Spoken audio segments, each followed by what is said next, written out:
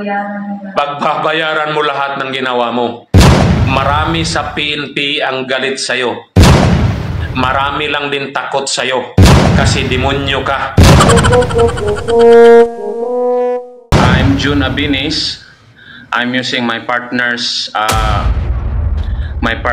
account kay I cannot do live sa June Abinis and Ernest Abinis na account. So hindi ako masyado ma-uptick sa live, but I have to do this before they will delete or shut down my account. Sana maraming Cebuano, ang daghang mga Cebuano ang mukuan mo join karon diri sa Cebu People's Indignation Rally.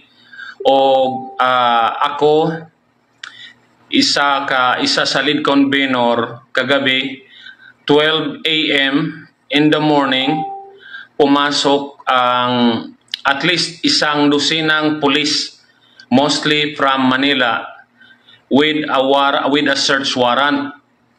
And I was shocked kasi if they are to file a case against me of cyber libel, bakit nila kukunin yung cellphone ko if they have the evidence? Kasi normal sa case, if you have the evidence, you have to show the court that you have an evidence and arrest me. Una yung warrant of arrest, ito baligtad.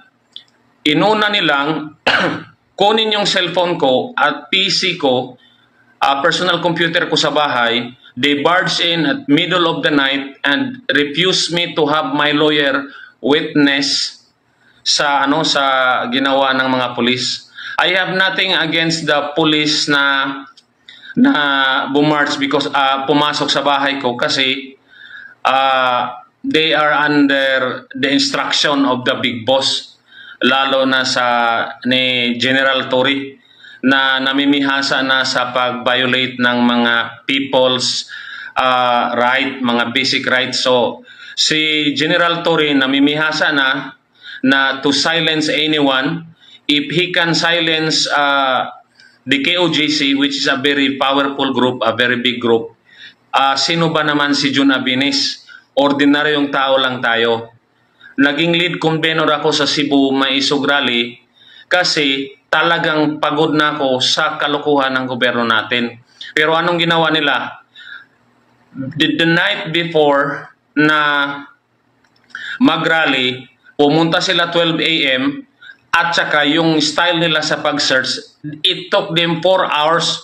They really tried to parang wear me out. Kaya naman nilang kunin yung cellphone ko in 30 seconds eh. Tapos yung PC ko in maybe 10 minutes. But they have to prove yung cellphone ko, dina-download nila yung laman. I think pinano nila. Tinatransmit nila sa Manila yung content ng cellphone ko without my authority, with my verbal disagreement. Sabi ko, that is illegal.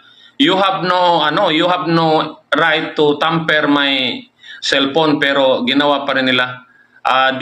Pumasok sila, kinuha yung cellphone ko, sinaksak sa laptop nila, dinownload yung mga laman. So basically, my cellphone was tampered. Dapat ebidensya yun eh.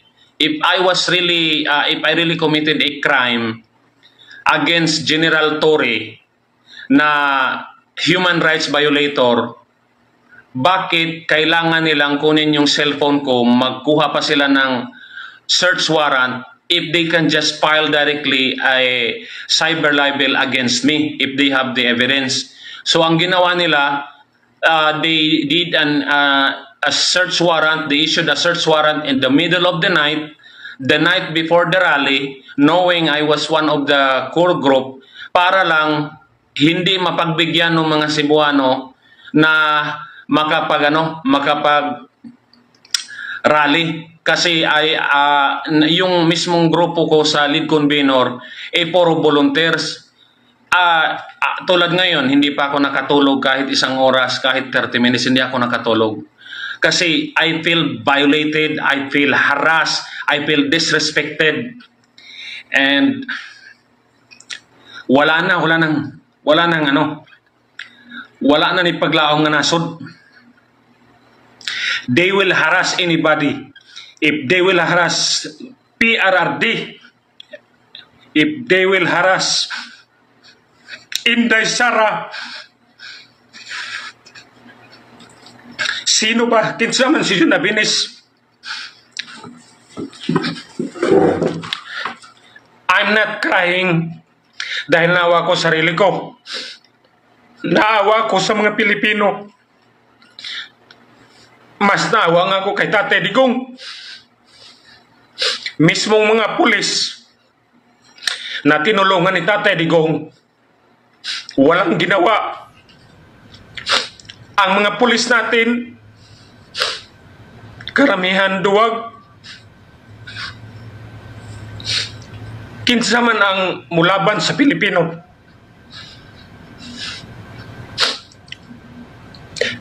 Kada adlaw gusto nila pildihon ang Duterte. Bismo si Sara niingon, gusto nila patyon si Sara. Ako, Jun Abinis, ultimo, pwede po ko nilang patyon.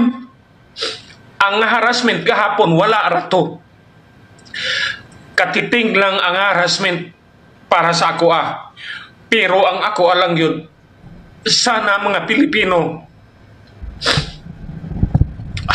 ilabas na natin tapang natin. Kasi kaya nilang isa-isahin ang mga lumalaban sa bangag administration.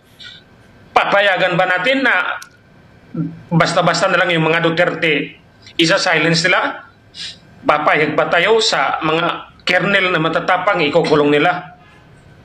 Papayag ba tayo na ordinaryong mga vlogger ikukulong nila? I am not crying for myself. Malalaki na yung anak ko. I am crying because walang tapang ang Pilipino sa ngayon, at ang PNP military natin parang tinitinglan lang nila yung leader na matino na si Duterte. Si Inday Sara binubuli, hinaharas, kihadre, kihadito. So I'm just overwhelmed how crazy, how audacious, how kapal ng mukha ang administration na to. They will try to silence anybody. They will do everything to intimidate the Filipino. Rally pa lang ang ginagawa natin dito sa Cebu. Rally pa lang. Ang mga Cebuano very excited na makita nila si Digong. Because Digong is a symbol of uprightness sa leader. Digong is a symbol of integrity. We are longing for that kind of leadership. Kaya ang mga taga Cebu, masaya na pupunta si Digong. I am a volunteer. I spend my own money. Nobody is paying me to join Korma Isog. I just want to show every Filipino na magsakripisyo tayo para makita ng gobyerno nagkaisa tayo. Tapos, naawa ko kahit si Tatay Digong walang budget pupunta dito. I was told hirap si Tatay Digong sa budget. Kahit yung rally, walang budget. Nagmamakalimos yung ang core group, kahit mga barikid lang, nagmamakalimos para lang makita ng mga tao na nagkakaisa ang mga Cebuano. Si Tatay Digong hindi nagnakaw. Gusto niyang pumunta rito pero mismo yung expense hindi niya kaya dahil hindi siya nagnakaw. Pero tingnan mo yung gobyerno natin, 4.3 trillion ubos na in 2 months. Kaya sa mga Cebuano, mga bay, magpakita ta nga nagkahiusa ta. Okay ra ko. Ila kong harason kadadlaw. Actually, wa ko mahadlok nga ila kong harason kadadlaw. In fact, pwede gyud ko patyon ni General Torre. General Torre, duwag ka. Mukha kang pera, General Torre. Pwede mo akong mapatay, pero hindi mo ako mapapatahimik. Demonyo ka, General Torre. Mukha kang pera. Ang mga PNP ginawa mong binaboy mo ang PNP. You can file all the case you can file against me. I don't care. You can go to my house. You can kill me. You can shoot my house. It's okay. Para makita ng mga Pilipino gaano kakademonyo. Bongbong Marcos. Wala nang utak yan si Bongbong Marcos. Tayo mga Pilipino, nag-ikot na yan sa Bacolod. Wala nang pumapansin eh. So, ang panawagan ko sa mga Cebuano, magkaisa tabay, adnihita karon diri sa Mandawi, atong punon, atong ipakita. Peaceful lang ta, walay violence. Nag-expect ko nga kining harassment sa ako as lead convener, kaming tanan mga maisog nga core group nga naay mga panginabuhi nga tarong, ila pong harason. Na anay mga sumpina nag-ato na sa ilang mga balay, gibalik-balikan na ilang balay og sumpina akong mga kauban.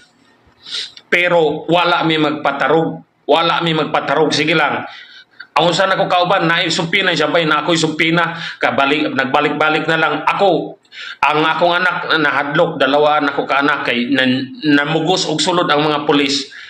Daghang kayo sila just to get my cellphone. Anong sabi nila? Trabaho lang. Tito, trabaho lang yun sa mga polis. Pero mga polis naman, sir, huwag nating hayaan na wala na yung musukol ani nga gobyerno. Wala nang dignidad ang Pilipino kung bababuyin tayo ng Tory na yan. Ano bang meron si Tory? Tapang lang, apog lang yan si Tory, pero walang dignidad yan. Walang respetar yan sa mga Pilipino. So, karong gabi makita ni Bongbong Marcos. O nga no, si Tore. Alam mo ba Tore, pagkatapos ng termino ni Bongbong Marcos at pagkatapos ng termino ni Marbil, putangin na Tore, ang yung reputasyon at yung dignidad, makikita ka namin Tore para nakakakita kami ng tae. Makikita ka namin Tore para nakakakita kami ng isang puwet ng baka. Ha? Para kung nakikita yung kanal diyan sa labas ng bahay ko. Pag nakikita naririnig ko pa lang ang pangalan mo Tore, parang mas masakit pang pakinggan ang pangalan mo kaysa kay Satanas. Tandaan mo yan Tore. Hindi kakalimutan ng taong bayan ang ginawa mo sa KOJC. Hindi kakalimutan ng bayan ang ginawa mo diyan kay Jun Abines.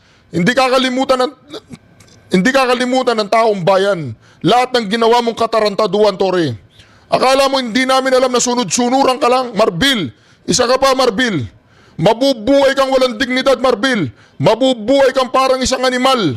Tandaan mo yan, makikita ka ng tao. Ang nakikita nila ay isang Marbil na nagpapahaba lang ng oras at hindi adik. Putang ina, Marbil. Sinasabi ko sa'yo, wala kang pagmamahal sa bayan mo, Marbil. Hindi mo mahalang yung bayan. Tingnan mo ginagawa mo sa kababayan mo, sa mga kapwa mo. Dahil lamang sa posisyon at kapangyarihan. Dahil lamang sa utos ng mga bangag. Ganyan ang ginagawa mo. Tatandaan ng taong bayan yan. Tatandaan namin kayong lahat. Pagtatawanan namin kayo pagkatapos ng termino ninyo. Magiging kayo para kayo mga may ketong. Hindi man lang sila didikit sa inyo. Madinig lang ang pangalang Marbil at Tore ng didiri na ang buong Pilipinas. Kaya dito hindi namin kakalimutan ang ginagawa ninyong yan. Kay BP Sara Duterte, kay Pangulo, lalong-lalo na ikaw Tore, dinimanda mo si Pangulong Duterte. Sinabi na nga ni Director Santiago, sinabi na niya na joke lang yun. Dinimanda mo pa rin siya, sinabi na ni Boying Remulla na wala yun, joke lang. At sinabi din ng mga senador, joke lang. Kung hindi ka ba naman may konti dito sa bandang taas mo, talagang hindi ko na alam kung kanino ka nagpapa-impress. Sino bang handler mo? Si Palaka? Sinong handler mo? Si Palaka o si Tamba? Tore, tatandaan ng taong bayan yan, Tore. Ang tingin sa'yo ng taong bayan ay masahol pa sa isang, mo na yun, ha? Ni Tambaloslos at ni Tore nga ang mga Cebuano, pro Duterte. We love Duterte because he served the country. every time I speak good about Duterte, sabi nila binabayaran ako ni Duterte. Now I heard. Hindi ka pa nga nakita si Duterte. Hindi ko pa nakita in person si Duterte. Pati si Sara. Mismo si Sara, hindi ko yan nakita. Ordinary citizen ako na nag-volunteer para lang magkaroon ng platform ng mga Cebuano. Yung karaban, pera namin yun mga convenor. Nagbigay kami ng mga sariling pera namin. Pero anong gusto palabasin ng administration? Bayaran kami. Hirap na nga si Tatay Digong pang-aeroplano lang sa grupo niya. Hirap na nga kami sa kahit barricade lang. Marami kaming utang matapos lang yung area ng rally. Gagawin ng lead convener kahit magkautang-utang kami para lang magkaisa ang mga Cebuano. Hindi kami pumunta sa mga may pera dyan. Hindi kami pumupunta sa politiko. Kahit magtanong ka dyan sa mga politiko, sinong hininga namin? Hindi nga namin pinapunta karami ng politiko na local eh. Kasi ayaw naming sabihin na namumulitika. Laban ng mga Pilipino to. Araw-araw may namamatay na mga bata, mga babae, mismong mga pamilya, kinakatay ng mga tatay nila dahil sobrang dami ng adik. Tapos sasabihin nila Marvel Torre na less ang crime, 60% lower. This is my first live kasi talagang I cannot believe gaano kakapal, gaano ka-greedy, gaano kawalang hiya ang administrasyon na to. At alam ko yung harassment na ginawa nila na i-raid yung bahay ko, sample lang yun. Sample lang yun sa akin. Pwede nila akong arestuhin, pwede nila akong bugbugin, pwede nila akong kidnapin. Pero alam mo yung masama sa loob ko, yung mga kasama ko. Kasi yung mga kasama ko, sabi nila, sir, di kaya tayo iharas? Sabi ko, okay lang. Una akong kong preso. Yun ang sabi ko kahit yung sa vlogger na 37. I'm not afraid na ikulong ako. Pero kung may masama sa loob ko, ang mga pulis natin, ang mga sundalo, dinobli yung sweldo nyo. Hindi nyo maprotektahan yung presidente na matino. Hindi nyo maprotektahan ang mga Pilipino. I am almost sure I will die this year. Because Bongbong administration, Marvel, and Tory are evil. They will kill people for greed. Si Tambalusos, mga kawatan na sila. But I don't care. I don't care. Pero ano ko lang, let's unite, let's sacrifice. Kami sa Maisog Corps, puro sakripisyo. Minsan nag-usap kami, one battle kami ni Elmer, usap kami, wala kaming mga pera, yung mga sideline namin halos wala kaming, we are not earning money in Facebook and YouTube.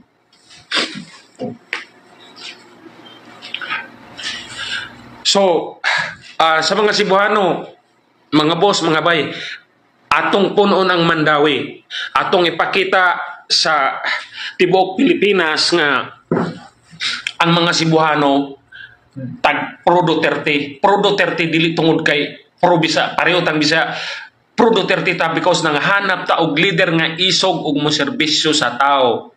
Mao na ako kanang protect inday, wa na kay lasi inday nako, wa na kay lasi Duterte nako, si Tatay Digong wa na nako na meet in person, pero I will sacrifice my time, my money, my effort, even my life para lang suportahan kay why halos isog sa Pilipino, mga Duterte na lang ng isog.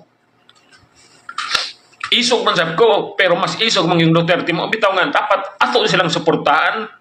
Si Tatay Digong wa na kusog. Mao may paralihon nato. Unsa pa man gusto nato isulti ni Tatay Digong sa ato ang mga sundalo, mga pulis. Unsa man nga klase nga hangyo, anong klaseng pakiusap ni Tatay Digong para matauhan ng Pilipino? Anong klaseng pakiusap? I don't care. Sa akin, okay na, I decided to dedicate myself on advocacy for Philippines kasi wala na tayo pupuntahan ibang lugar, isa lang yung bansa natin. Pero sa mga pulis naman natin, grabe. Ang mga pulis, hinaharas yung matitinong tao. Pero yung mga adik, naglipa na sa lansangan. So, I think that's my message sa mga kami dito sa Luzon. Tingnan nyo ang Cebu, nagkakaisa kami. Kahit hinaharas kaming may Sukor Group, it's okay. Patuloy kami. If one of us will die, that's okay. 120 million tayong Pilipino. Pwedeng pumatay si Bangag, si Tambaloslos, at si Tory. Pwede ang pumatay ng 10, pwedeng pumatay ng 100, pwedeng pumatay ng 1,000, pero 120 million tayong mga Pilipino. Payag na ako, una akong tirahin nila. Maligo na tayo. I live a full life. Hindi ako mayaman, but I have experienced life. Tama na yun sa akin. Pero ang masama sa loob ko, na parang nag-aantayan tayo, sino bang tatayo? Sino bang lalaban? Sino ba yung puprotekta? Puro na lang tayo Duterte. Puro na lang tayo Duterte. Kaya nga dito sa Cebu, nag-usap kami ng May Sukor Group. Sabi ko, okay, let's elevate this movement. Kasi panalo tayo sa social media. Kaya nga tayo sinasilent eh. Hinaharas tayo. Pero yung social media can only do so much. The true thing that can make change is action. Kaya pupunta tayo sa kalsada. Kaya last Sunday nagkaraban tayo dito sa Cebu. At ngayon ngayon mismo I check parang umuulan. But I think Cebuano will still come. Pumunta nga si Tatay Digong kahit hindi na halos makalakad dito sa Cebu, pupunta pa rin yung matanda just to inspire us. From Mindanao to the airport to the rally. Kita mga Cebuano, dili ta makabaktas kutob Mandawi to prove ourselves nga nagkahiusa ta. Ang ako ara, makita lang ko ni Tatay Digong nga isog gihapon og makasagit ra kog Duterte. Good na ko. Makita lang kog mga Cebuano bisag 10,000, 20,000, happy na ko.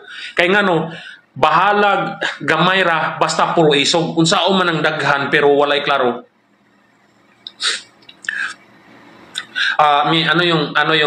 Sa media nga pala, maraming media na tumatawag sa akin, wala na yung number ko kasi kinuha nga ng pulis. Sila na access sa inyo. No, so wala na akong so I have to use yung itong account na to. May mga comment. I'll read some comment. Bring them on camera. Braille. Lahos tamandawin ninyo. Yo, Braille. Kita tayo. Ato ning chance. Pag wala na'y mga tao nga, kung wala na'y kusog si Tatay Digong mo inspire nato, kung wala nang volunteer, na mag-organize ng rally, baka ito na yung last chance natin na magpakita na we are against this Bangag administration. So, sulitin natin. At sana buong Pilipinas susunod. Kasi pag marami tayong nag-iingay, marami ang ma-feel ni Bangag, ma-feel ni Tory na pwede nilang patayin ang mga maingay tulad ko, tulad ng mga maingay na 37 vloggers, pero hindi nila mapapatahimik ang mga Pilipino. Yun lang naman yun lang naman ang advocacy ko. I do not intend to be someone big, someone even yung vlogging ko, I do not do live. I just write almost every week. We reached the mountains by mid-morning, crossing rivers and ravines. I do not do live. I just write almost every week lang. Once a week lang ako nag-write. It just happened na yung mga sulat ko nagba-viral. But by profession, I am not a blogger. I am an accountant. I am a real estate developing consultant. But I give my time. I write bahala magalit yung mga demonyo dyan sa gobyerno. Basta, I want to express myself honestly. Yun lang naman kasalanan ko eh. To tell the truth. Magsalita ng walang takot. Kaya habang buhay pa ako, magsasalita ako na hindi natatakot. Payag na akong maunang barilin ni Tory. Pero one day, Tory, Pagbabayaran mo lang. pagbabayaran mo lahat ng ginawa mo. Marami sa PNP ang galit sa'yo. Marami lang din takot sa'yo. Kasi demonyo ka. Pero never mind. You can kill me, you can harass me, you can arrest me, you can imprison me. But you cannot silence the whole Filipino nation. You cannot silence Cebuano nation. Cebuano people. Sana pumunta ka rito sa sa Cebu. Matapang ka lang eh kasi chief ka eh. Pumunta ka ng Davao, hinaras mo religious group, nagdala ka ng battalion of people. Samtang ano yung pang-kidnap. Habang yung mga kinikidnap, yung mga batang pinutulan ng ulo, wala kang ginawa. Tory, mukha kang pera, demonyo ka, kriminal ka. Utang ina mo, Tory. You can file all the case against me. You can send your assassin. Go ahead. Alam niyo na yung bahay ko eh. Pag ako namatay, number 1 suspect si Tory. Kasi si Tory Verdugo. Si Tory, ano yan, parang asong ulol yan. Siya ang tumatrabaho sa kalaban ng bangag na administrasyon. So, payag na ako. Ilan ba yung matatapang na mga Pilipino, na mga Cebuano? Isa na ako doon. Pero isa lang. Kahit nilap lang. I-save mo to, i-save nyo, or pag ako namatay, pag ako naging missing, si Tory ang primary suspect.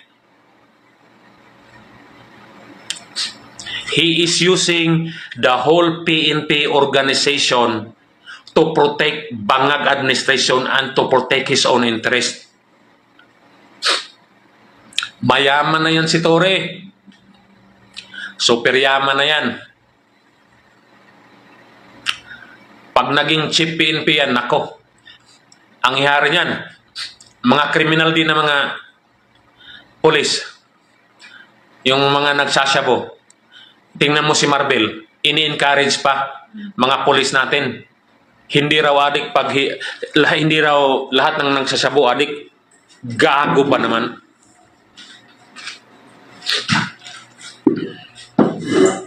Wala pa po akong tulog in the last magpo 48 hours na kasi kahapon the core group was very busy setting up sa lahat ng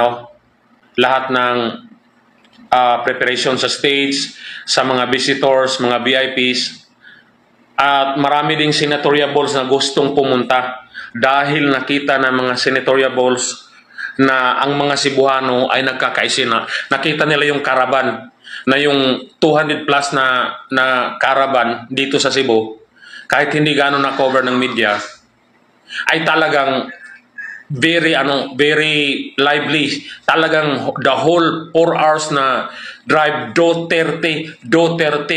Kaya nung nag-usap, nag-convene kami sa caravan, sabi na, okay, let's do a big rally at ito na nga, today, mamaya, magkakaroon ng Cebu ng big rally.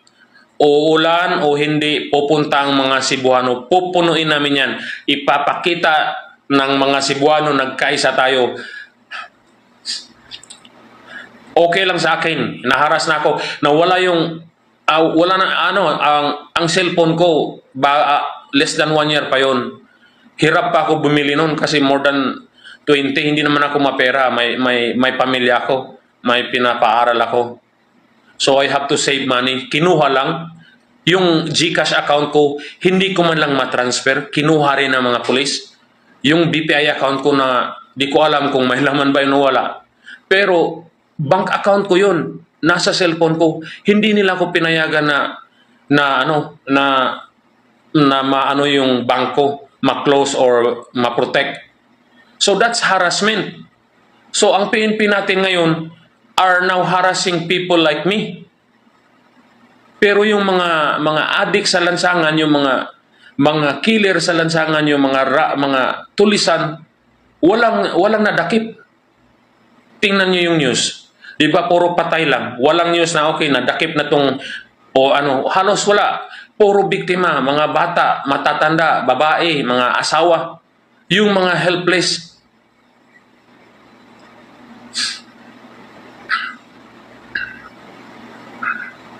So, yun lang,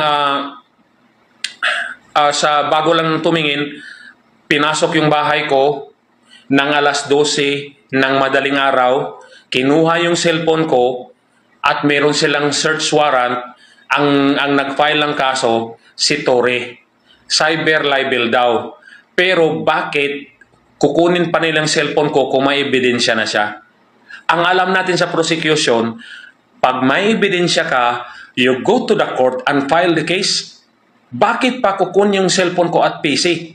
Bakit hindi na lang siya nag-file agad at nag-ano ng warrant of arrest and show the evidence against me? Nag-fishing expedition pa si Torre against me. At isa pa, ang duda ko, he thinks I'm being financed by some narco or pogo. No way. Wala kang makukuha sa cellphone ko.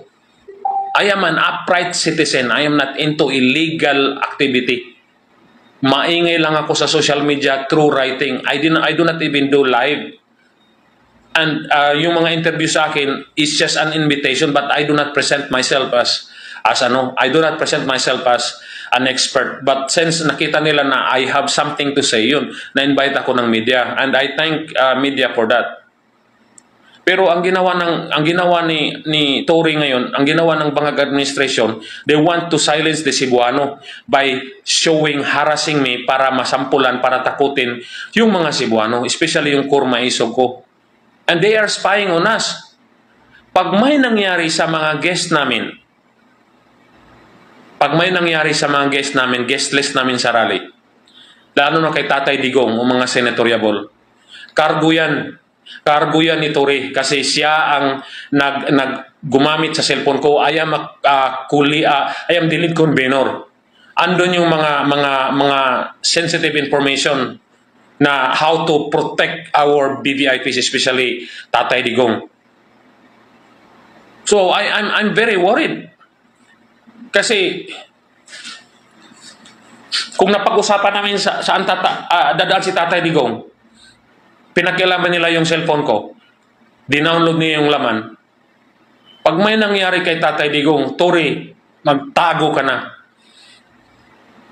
Pag may nangyari sa mga Duterte, pinakialaman niyo yung cellphone na personal phone ko. Alam niyo ako ang lead convener, tiniming niyo pa na ngayon ang rally.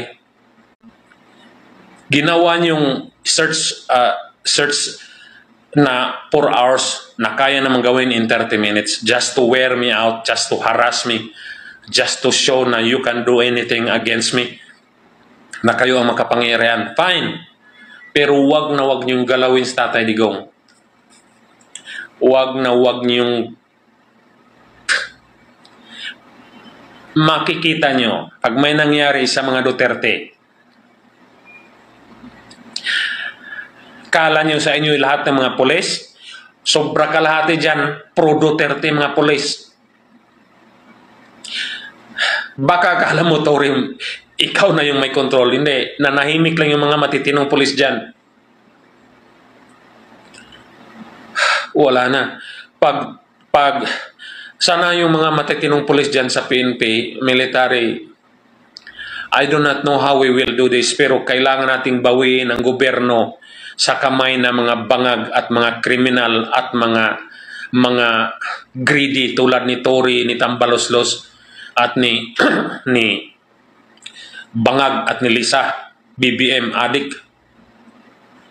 Kasi pag hindi tayo nagkaisa, it will take another 20 years tulad ng tatay nila.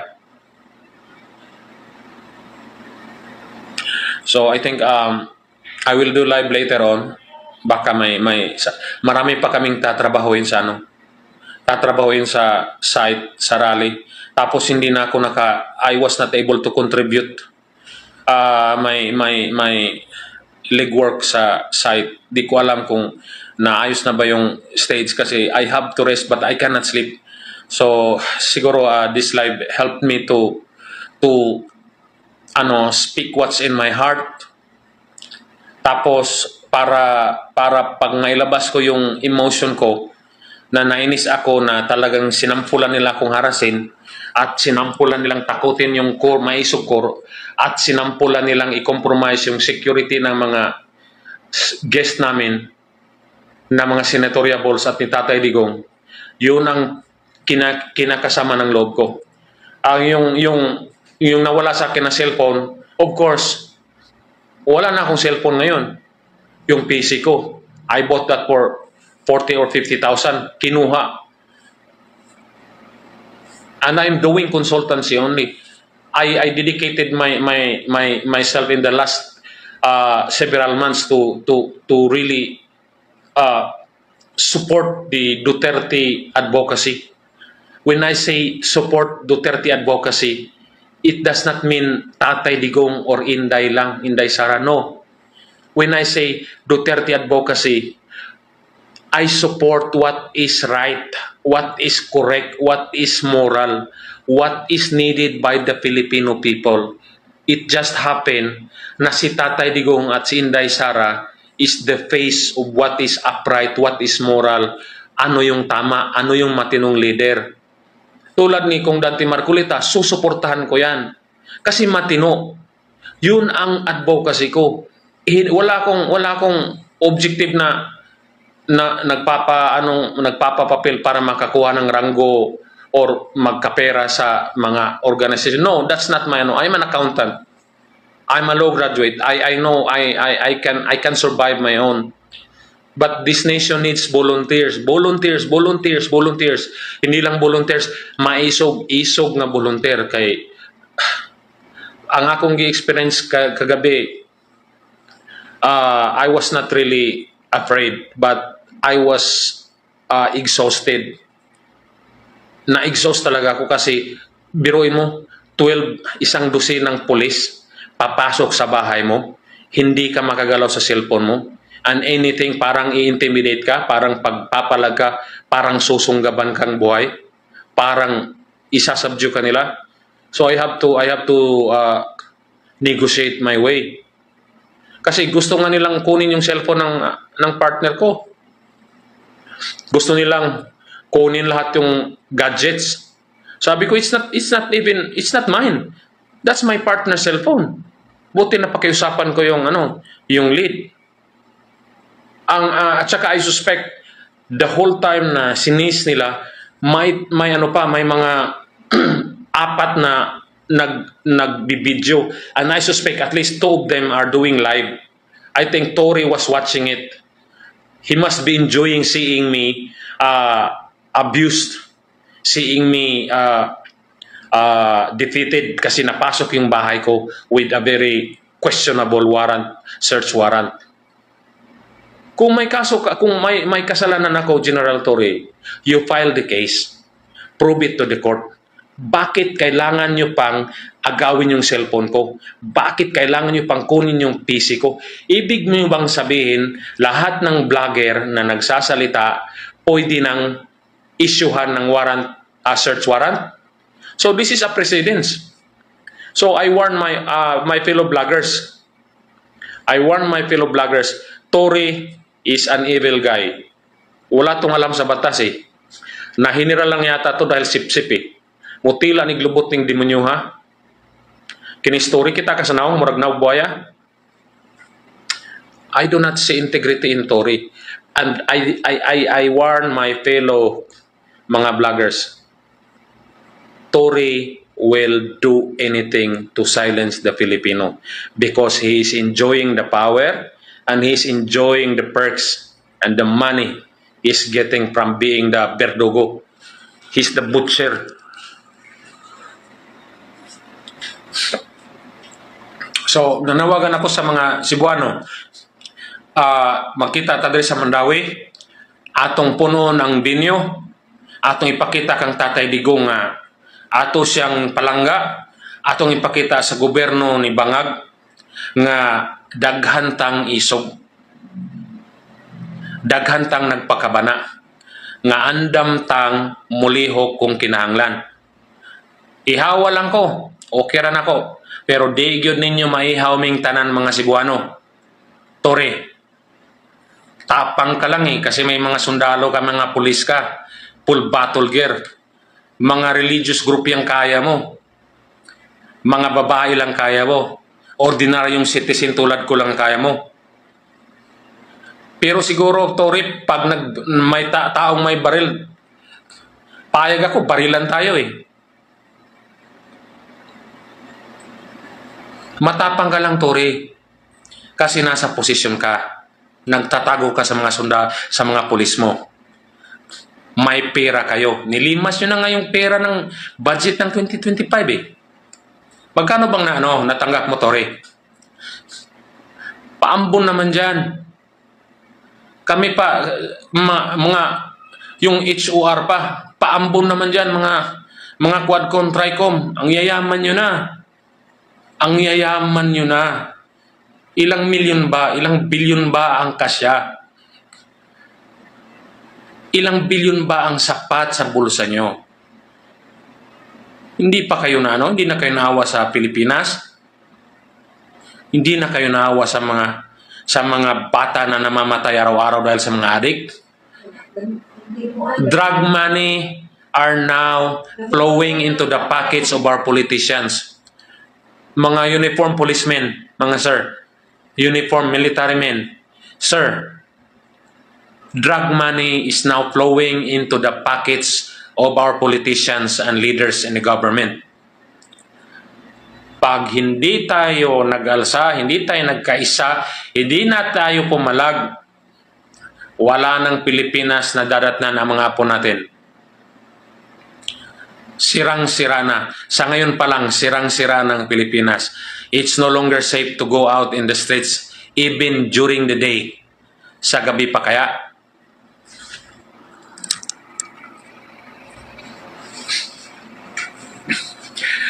I appreciate sa mga nakikinig. Kanina pa to 2,000 to 2,700 na viewers, and I'm overwhelmed. Salamat po.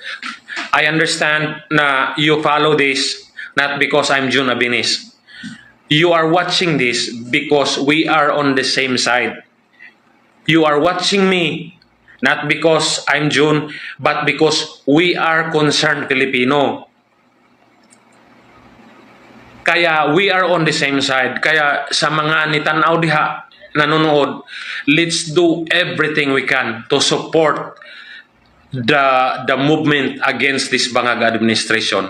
And also, if we cannot kick out this Bangag administration this year, at least let's vote yung mga senador ni Duterte. Yung mga Duterte senador ang iboto natin. Let's spend money. Let's do hard work. Let's sacrifice. This is not our fight. Para to sa mga apo natin, sa mga anak natin.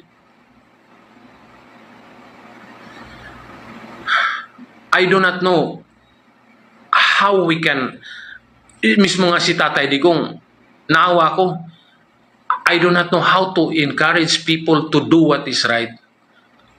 I don't know anong sasabihin ko kasi nakita naman natin si Inday Sara hinaharas.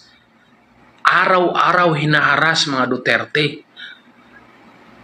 Pag hindi natin sila susuportahan, pag nawala ang mga Duterte sa Pilipinas, wala na tayo. Kaya masaya kami taga Cebu na pupunta si Tatay Digong. Sana pupunta rin si Inday Sara para makita niya gaano namin ka-love sa mga Cebuano ang mga Duterte. At ang laban from Mindanao to Cebu and hopefully to Manila. I know maraming mga taga Manila naggalit na pagod na sa administration na to. Biruin mo yung budget inubos in 2 months, 63% ubos na. Saan ba yung pera? Naibulsa na. Wala nang project eh. May binili ba sila? Wala. The money was released to the pockets of the politician. Kanino? Siyempre, sino? Lisa, Bangag, Tambaloslos, at minyo siya sa HOR. At saka yung pumirma ng impeachment ni Sara. Makita mga taga Cebu, ganina niluag na akong dughan, I feel better because I was able to speak my heart through this live.